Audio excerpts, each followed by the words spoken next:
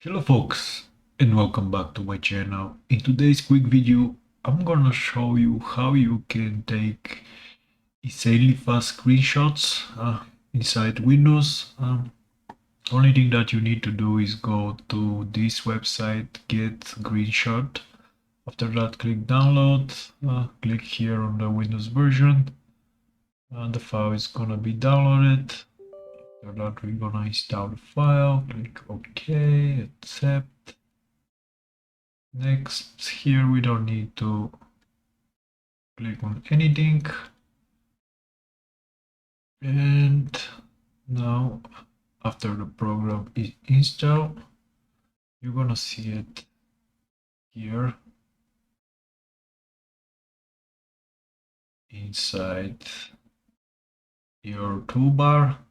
As you can see, it have a bunch of features that can make screenshots.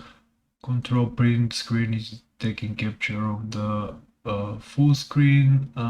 Window is out the print screen. Shift is last region. If you just press print screen, you can select whatever you wanna make screenshot of it and just save as and put the file whatever you wanna save this file.